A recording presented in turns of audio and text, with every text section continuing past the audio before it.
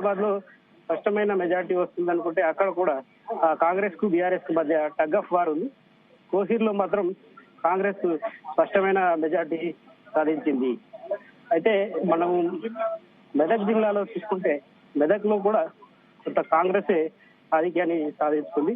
రామాయంపేటలో కూడా అటు ఇటుగా రెండు పార్టీల మధ్య టగ్ ఆఫ్ వార్ ఉంటుందని చెప్పి మొదటి నుంచి అనుకున్నప్పటికీ ఇంకా కొద్దిగా రిజల్ట్స్ రావాల్సి ఉంది.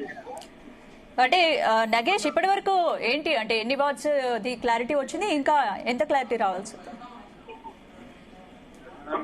సంగారెడ్డి జిల్లాకు సంబంధించి అంటే సంగారెడ్డిలో చూస్తే 38 వార్డులు ఉన్నాయి. 35 వార్డులకు సంబంధించి ఇప్పటి వరకు 24 వార్డులు స్పష్టమైన మెజార్టీ కాంగ్రెస్ సాధించుకుంది. బీఆర్ఎస్ మాత్రం 8 వార్డులకే పరిమితం ఉంది. అటు సదాశివపేట కూడా ఇదే ఫలితం వచ్చింది. అక్కడ 26 వార్డులకు 16 వార్డులు కాంగ్రెస్ సాధించింది. బీఆర్ఎస్ అక్కడ కూడా 8 వార్డులకే పరిమితం అయిపోయింది. ఈ రెండు సంగారెడ్డి అసెంబ్లీ సెగ్మెంట్ కిందకి వస్తాయి. సంగారెడ్డి అసెంబ్లీ సెగ్మెంట్ లో ప్రస్తుతం బీఆర్ఎస్ ఎమ్మెల్యే ఉన్నప్పటికీ చివరి నిమిషంలో మారిన ట్రెండ్ కావచ్చు, జగ్గారెడ్డి ఓటింగ్ రోజు చేసిన హంగామా అది కూడా కొంత ఓటర్లు తీవ్రమైన ప్రభావితం చేసిందని ఒక చర్చ అయితే నడుస్తుంది. ఈ నేపథ్యంలో అక్కడ ఓట్ షేరింగ్ అనేది చివరి 2 గంటల్లో మారిపోయిందని చెబుతూ ఉన్నారు.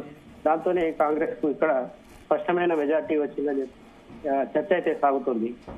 మరోవైపు చూస్తే అటు మనం పటంచేరు సెగ్మెంట్ లో స్పష్టమైన మెజార్టీ బీఆర్ఎస్ ఉన్నప్పటికీ ఇక కాంగ్రెస్ అక్కడ అంటే పోటీ ఇచ్చింది కానీ స్పష్టంగా అంటే ఏదైతే కాటా శ్రీనివాస్ గౌడ్, నీలం మధు ఇద్దరు కలిసి ప్రచారానికి వెళ్ళినప్పటికీ ఆ గూడెం మైపాల్రెడ్డి చివరి నిమిషంలో అంటే ఎలక్షన్స్ కు 2 రోజుల ముందే ఆయన తన సోదరుడు కావచ్చు, భార్య కావచ్చు పూర్తి స్థాయిలో ప్రచారంలో దిగడం అనేది ఆయన ఎవరైతే బలపరిచిన అభ్యర్థులు ఉంటారో గతంలో అనుచరులుగా పనిచేసిన వారు అది స్పష్టంగా కనిపించింది ఎన్నికల్లో.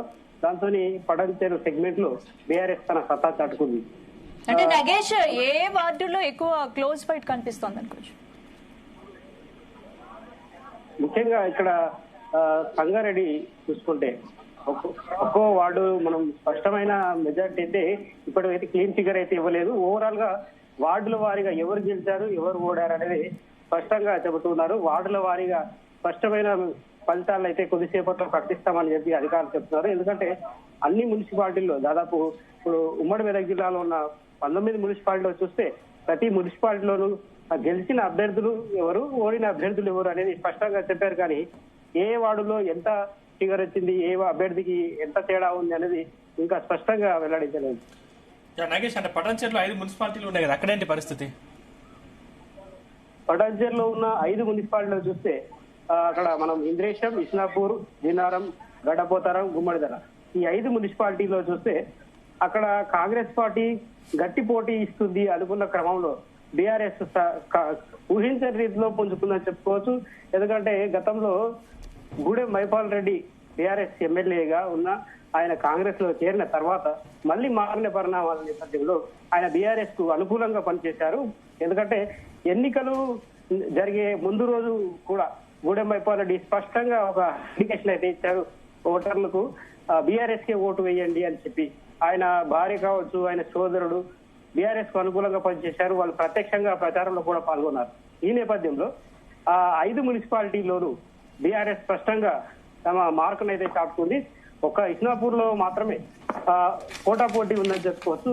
అటు కాంగ్రెస్ పార్టీకి అక్కడ 10 స్థానాలు వార్డులు దక్కితే బీఆర్ఎస్ కు 11 దక్కాయి. దీంతో అక్కడ స్వతంత్రులు కొంత వాళ్ళు ఆధిపత్యాన్ని ప్రదర్శించే పనులు ఉన్నారు. ఎందుకంటే స్వతంత్రులు అక్కడ కింగ్ మేకర్లుగా మారుతారు. 4 స్వతంత్రులు గెలిచారు ఇస్నాపూర్ లో. ఈ నేపథ్యంలో కాంగ్రెస్ కైవసం చేసుకుంటుందా లేదంటే బీఆర్ఎస్ కైవసం చేసుకుంటుందా అనేది ఒక ఉత్కంఠ అయితే కొనసాగుతుంది. ఏంటి అంటే అక్కడ మహిళా అభ్యర్థుల విజయం ఎంతవరకు ఉంది? నిజానికి ఇస్నాపూర్ లో మున్సిపల్ పీఠం మహిళకే ఉంది. గడ్డపోతారంలో తర్వాత ఇంద్రేశంలో ఈ మున్సిపాలిటీ గడపోతారం అయితే ఎస్సీకి వచ్చింది, ఇంద్రేశంలో ఎస్సీ మహిళకు వచ్చింది. ఈ నేపథ్యంలో ఆ మహిళా అభ్యర్థుల్ని బరిలోకి దించినప్పటికీ గతంలో పనిచేసిన నాయకులు ఎవరైతే ఉంటారో అంటే వారి భర్తలు కావచ్చు లేదంటే ముఖ్య నాయకులు గూడెం మైపాల్ రెడ్డికి అనుచరులుగా పనిచేసిన ముఖ్య నాయకులు ఎవరైతే ఉంటారో వారు సర్వం శక్తులు ఒడ్డి విజయాన్ని సాధించారని చెప్పుకోవచ్చు. అక్కడ చాలా వరకు హరీష్ రావు కూడా ప్రత్యేకంగా దృష్టి పెట్టారు పటాన్చెరు సెగ్మెంట్ పైన. ఆయన ఎలక్షన్స్ ముందు ఒక వారం నుంచి ఒక 4-5 సార్లు ప్రచారానికి వచ్చారు. ఆ సెగ్మెంట్ మొత్తం ప్రత్యేకంగా దృష్టి పెట్టారు. సంగారెడ్డి, సదాశివపేట, జహీరాబాద్ లోను ప్రయత్నం చేసినప్పటికీ కొంత మేర ఫలించింది. ఎందుకంటే టగఫ్ వార్ అయితే కొన్ని వార్డుల్లో ఉంది. అయినప్పటికీ విజయం కాంగ్రెస్ వరించడం కొంత ఇక్కడ బీఆర్ఎస్ సంగారెడ్డిలో కావచ్చు, సదాశివపేటలో బీఆర్ఎస్ కార్యకర్తలు నిరాశలో ఉన్నారు. అంటే ఏంటి ఇప్పుడు సంగారెడ్డి, సదాశివపేటలో జగ్గారెడ్డి, హరీష్ రావు తలపడ్డారు కదా నగేష్, ఏంటి ఆ 2 సీట్లలో ఫలితాలు ఎలా ఉన్నాయి? సంగారెడ్డి, సదాశివపేటలో సంగారెడ్డిలో చూసుకుంటే మనము సంగారెడ్డిలో 38 వార్డులు ఉన్నాయి. ఈ సంగారెడ్డి 38 వార్డుల్లో ఇప్పటికే ప్రకటించిన ఫలితాల ప్రకారం అయితే 24 వార్డులు కాంగ్రెస్ పార్టీ కైవసం చేసుకుంది, 8 వార్డులు బీఆర్ఎస్ కైవసం చేసుకుంది. అయితే గతంలో బీఆర్ఎస్ ప్రభుత్వ హయాంలో ఇక్కడ 2 టర్ములు సంగారెడ్డిలో బీఆర్ఎస్ కు చెందిన మున్సిపల్ చైర్మన్లే ఉన్నారు. అయితే మారిన సమీకరణాలు కావచ్చు, చివరి రోజు జగ్గారెడ్డి చేసిన కొంత ఏదైతే రాజకీయ చాణక్యాన్ని ప్రదర్శించారని చెప్పుకోవచ్చు. ఆ ఓటింగ్ జరుగుతున్న సమయంలో 3 గంటల సమయంలో పోలింగ్ కేంద్రానికి వెళ్లి తమ అభ్యర్థిని పోలీసులు కొట్టారని చెప్పి, గల్లబట్టారని చెప్పి అక్కడ కొంత హంగామా చేశారు. అక్కడ నుంచి అన్ని వార్డుల్లో వార్డు తిరుగుతూ ఓటర్లను కొంత ప్రభావితం చేసినట్టుగా తెలిసింది. దాంతోనే ఆ 2 గంటల్లోనే టర్నౌట్ కాంగ్రెస్ కు అనుకూలంగా మారిందని ఒక చర్చ అయితే సాగుతుంది. సదాశివపేటలో చూస్తే సదాశివపేటలో 26 వార్డులు ఉన్నాయి. ఆ 26 వార్డుల్లోనూ కాంగ్రెస్ పార్టీ 16 స్థానాలు దక్కించుకోవడం వెనక చాలా పెద్ద వీళ్ళు స్కెచ్ వేశారని తెలుస్తోంది. గతంలో ఎన్నడూ లేని విధంగా డబ్బుల పంపిణీ కావచ్చు, లేదంటే ప్రజలు ఆకట్టుకునే విధంగా జగ్గారెడ్డి 3-4 సార్లు అక్కడికి వెళ్లారు, ముఖాముఖి నిర్వహించారు. కొంత గతంలో ఏవైతే ఫ్లాట్స్ ప్రజలకు పేదలకు ఇచ్చారో వాటికి సంబంధించి క్లియరెన్స్ చేస్తానని చెప్పి ఒక హామీ ఇచ్చారు. డబ్బుల పంపిణీ విషయంలో కూడా కొంత బాహాటంగానే ఒక మహిళకు డబ్బులు పంపిణీ చేయడం, సోడా బండి అమ్మే మహిళకు, ఈ విధంగా రకరకాల ఆస్పెక్ట్స్ ఇక్కడ 2 మున్సిపాలిటీలో ప్రభావితం చేశాయని చెప్పుకోవచ్చు. జగ్గారెడ్డి చేసిన ఈ రకరకాల ఏవైతే రాజకీయ చాణక్యాలున్నాయో అవి కొంత ఫలించాయి. ఆ మేరకే ఈ 2 మున్సిపాలిటీలు కాంగ్రెస్ కైవసం చేస్తుంది. రైట్. అంటే ఏంటి మిగతా ఇప్పుడు స్వతంత్ర అభ్యర్థులు అక్కడ ఎలా ఉంది? స్వతంత్ర అభ్యర్థులు ఎన్ని చోట్ల గెలుపొందే అవకాశాలు ఉన్నాయి? సంగారెడ్డిలో స్వతంత్ర అభ్యర్థులు 2 గెలిచారు. బీజేపీ కూడా 2 స్థానాలు అయితే గెలుచుకుంది. సదాశివపేటలో కూడా అదే విధంగా ఉంది పరిస్థితి. ఎంఐఎం పార్టీ కూడా సంగారెడ్డిలో ఒక స్థానాన్ని కైవసం చేసుకుంది. అయితే స్వతంత్రులు పెద్దగా ప్రభావితం చెప్పలేరని చెప్పుకోవచ్చు ఈసారి. ఎందుకంటే టికెట్లు ప్రకటించి ఎవరైతే సిట్టింగ్లు ఉంటారో వాళ్ళు మాత్రమే స్వతంత్రులుగా ప్రకటించారు. గతంలో సిట్టింగ్లుగా ఉన్న వాళ్ళకు కాకుండా వేరే వాళ్ళకు కాంగ్రెస్ పార్టీ టికెట్లు ఇస్తే వాళ్ళు స్వతంత్రులుగా బరిలోకి దిగారు. అయితే వారు పెద్దగా ప్రభావితం చేయలేకపోవడం ఇక్కడ ఈ కాంగ్రెస్ పార్టీకి అనుకూలంగా మారిందని చెప్పుకోవచ్చు. 2 ఈ మున్సిపాలిటీలో ముఖ్యంగా జహీరాబాద్ విషయానికి వస్తే మాత్రం జహీరాబాద్ మున్సిపాలిటీలో 2 పార్టీల మధ్య టగఫార్ ఉంది. ఎందుకంటే ఈ మున్సిపల్ పీఠాన్ని దక్కించుకోవాలంటే ఇంకా స్వతంత్రులు కావచ్చు, బీజేపీ వాళ్ళు కొంత కింగ్ మేకర్లుగా మారే అవకాశం ఉంది. జహీరాబాద్ లో 37 వార్డులు ఉండగా అక్కడ వీరికి సమానంగా వచ్చాయి. ఎవరికి బీఆర్ఎస్ వాళ్ళకు 15, కాంగ్రెస్ వాళ్ళకు 14 వచ్చాయి. అయితే మిగతా సీట్లు అయితే 3 బీజేపీ వాళ్ళు 3, ఇండిపెండెంట్లు 4, తర్వాత ఎంఐఎం 2 గెలిచారు. దీంతో అక్కడ వీరు కింగ్ మేకర్లుగా మారే అవకాశం ఉంది. ఎందుకంటే స్పష్టమైన మెజారిటీ ఏ పార్టీకి లేదు. ఆ క్లీన్ ఏదైతే మ్యాజిక్ ఫిగర్ దాటలేకపోయారు కాబట్టి ఆ జహీరాబాద్ కొంత ఉత్కంఠ రేపే అవకాశం ఉంది. మన ఈ మంత్రి ఇలాకా ఆందోళన జోగిపేట చూసుకుంటే అక్కడ మాత్రం స్పష్టమైన మెజారిటీ వచ్చిందని చెప్పుకోవచ్చు. ఎందుకంటే ఆందోళన జోగిపేటలో ఉన్న 20 వార్డులో పూర్తిగా ఈ కాంగ్రెస్ పార్టీ 11 వార్డులో గెలిచి స్పష్టంగా ఉంది. ఇంకా బీఆర్ఎస్ మాత్రం 6 వార్డులకు పరిమితమైంది. అక్కడ కూడా బీజేపీ నుంచి ఒక అభ్యర్థి గెలిచాడు, ఇండిపెండెంట్ ఇంకో అభ్యర్థి గెలిచాడు. నారాయణఖేడ్ విషయానికి వస్తే నారాయణఖేడ్ అసెంబ్లీ సెగ్మెంట్ ఇప్పుడు ప్రస్తుతానికి అయితే పూర్తిగా కాంగ్రెస్ నాయకులే ఉన్నారు. అక్కడ ప్రస్తుతం సంజీవ్ రెడ్డి ఎమ్మెల్యేగా ఉన్నారు, ఎంపీ సురేష్ శెట్కర్ ఉన్నారు. వాళ్ళిద్దరు కాంగ్రెస్ నాయకులు కాబట్టి అక్కడ స్పష్టంగా కాంగ్రెస్ తన మార్పును చాటుకుంది. అక్కడున్న 15 వార్డుల్లో కాంగ్రెస్ ఈ 10 స్థానాల్లో అయితే కైవసం చేసుకుంది. దీంతో అక్కడ బీఆర్ఎస్ కొంత తగ్గింది, దాని ప్రభావం అయితే తగ్గిందని చెప్పుకోవచ్చు.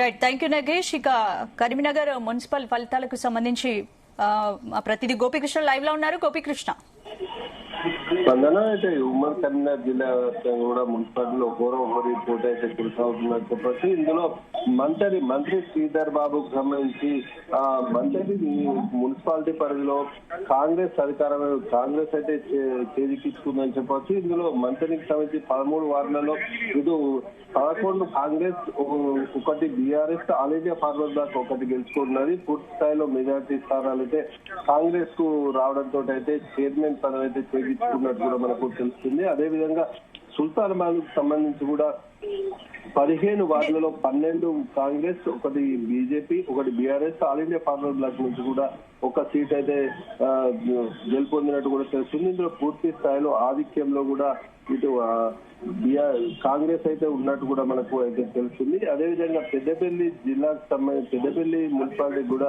కాంగ్రెస్ కైవసం చేసుకున్నట్టు కూడా మనకు తెలుస్తుంది పూర్తి స్థాయిలో. ఇటు చొప్పదండి నియోజకవర్గానికి సంబంధించి కూడా కాంగ్రెస్ ఆధిక్యత చేజిక్కించుకుంది. ఇటు చొప్పదండిలో కూడా 14 వార్డులకు గాను కాంగ్రెస్ 10, బీజేపీ 3, బీఆర్ఎస్ 1 చొప్పున గెలుపొందినట్టు తెలుస్తుంది. ఇందులో కాంగ్రెస్ స్థానిక ఎమ్మెల్యేగా ఉన్న మేడిపల్లి సత్యం జిల్లా అధ్యక్షుడిగా కొనసాగుతున్నారు. ఇతనైతే చొప్పదండి మున్సిపాలిటీకి సంబంధించి అయితే కైవసం చేసుకున్నట్టు కూడా మనకు తెలుస్తుంది. అదేవిధంగా హుజురాబాద్ కు సంబంధించి కూడా కాంగ్రెస్ అయితే అది చేయించుకున్నట్టు మనకు తెలుస్తుంది. 30 వార్డులకు గాను అత్యధికంగా కాంగ్రెస్ అయితే గెలుపొందినట్టు కూడా మనకు తెలుస్తుంది.